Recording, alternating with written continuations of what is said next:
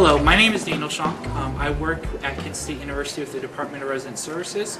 In terms of working with international students, I will be the individual that you'll have the most contact with from the department before your arrival. We'll communicate via email about your housing contract, how to apply for housing, as well as the early arrival and temporary housing process. Right now I just want to kind of talk about some of the different questions and information that you'll need to know as an incoming international student who will either be living on campus or who will be staying in our temporary housing program. First, in terms of finding information about the residence halls, we have our housing website, which is www.kent.edu/housing. On our website, you will find a copy of our view book. What that is you can download a PDF version that we make available to students that talks about all of our different residence halls, as well as the different services and amenities that are provided within the halls. Additionally, online you will be able to find a link that will give you more information about each residence halls, such as what type of room they have, whether it's a two-person room, whether the building offers singles. We also have a building on campus that offers apartment-style setting. All of that information is online and available to the students. Another thing to take into account when you're looking at which residence halls you would be interested in living in online is most of our residence halls will close down over what we call winter and spring break. Winter break is the few weeks between the fall semester as well as the spring semester when the university closes, and spring break is a week in the middle of the spring semester where the university closes. When the university does close, we do keep a few residence halls open, and we encourage our international students who will need to stay on campus during those break periods to select to live in one of our break residence halls. Those residence halls are Beale Hall, Centennial Court C, Kuntz Hall, Korb Hall, Liebrecht Hall, as well as Engelman Hall.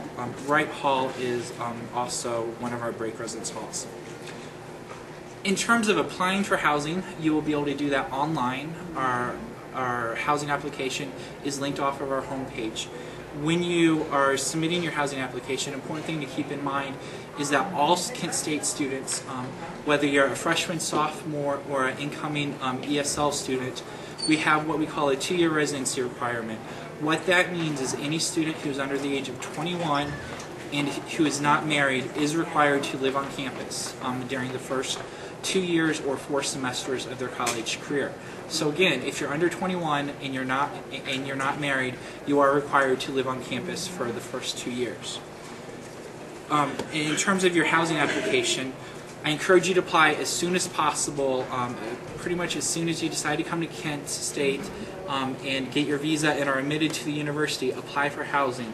The reason that's important is we make housing assignments based on the order that student applications are submitted. So if you wait too long to apply for housing, the options for your residence hall room will be limited. In order to apply for housing, you will need to log onto our website and log into the housing application. In order to do so, you log in with the first part of your Kent State email address. The first part of your Kent State email address is called your Flashline ID. So you will use your Flashline ID and your password to access the housing application. An important thing to note is that in order to apply for housing, you must change your password from the default password that you're first issued. If you have any problems with your password, you forget it or anything like that, our office is not able to reset passwords or look up what your password is. You will need to contact the University Help Desk. Information on your housing application will include a bunch of personal information that you'll give us in order to help match you up with a roommate. You'll also be able to preference which residence halls you would like to live in. Additionally, you will need to make a $225 payment before you can finalize your housing application. And you can do that online with an electronic check or using a credit card or debit card. Our housing assignment process starts in July. In early July, we will start assigning all of the students to a residence hall room. Once you're assigned to a room, we will send you an email to your Kent State email address that includes information about which hall you've been assigned to, of who your roommate is, the different amenities of that residence hall, as well as check-in information. In terms of temporary housing or early arrival, our temporary housing program and early arrival program run together, but they're also two separate programs. In terms of temporary housing, we only offer temporary housing to students during the fall. What temporary housing is starting August 1st, new incoming international students are able to stay in a room. If you're living on campus, you can stay in the room until your academic year room is ready. And if you're not going to be living on campus, you're able to stay in temporary housing until you find an apartment or a house or a place to live off campus and are able to move into that. An important thing to know about temporary housing is only for Kent State students. If you're traveling with family members, whether it be a spouse, kid, or other individuals traveling with you, in order to stay in temporary housing, you must be a Kent State student. We don't have the facilities to offer temporary housing to family members.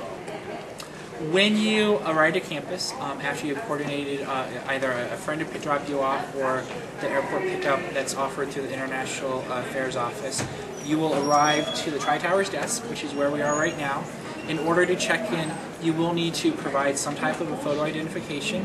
Typically, your passport will, you'll need to provide your passport. You'll also, before you arrive, you'll receive an email with instructions about which desk to check in, as well as check-in times and stuff like that. The good news is this desk is typically open 24 hours, 7 days a week, so it's always open, and there's always a friendly student staff member here to assist with your check-in process.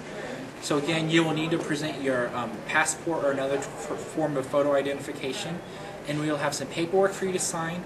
We will also then issue you a room key, as well as we will give you directions on how to find your room and be able to answer any other questions that you have. Another service that we do provide is when you check in, if you need a linen packet, we will gladly provide you with a short-term linen packet that includes some sheets, a blanket, a pillow, pillowcase, towels, washcloth, basic linen such as that. This linen packet is for a short term until you're able to adjust to campus and the city of Kent and provide your own. And the only thing that would be required with that is that you do need to return the linen packet when you're done with that.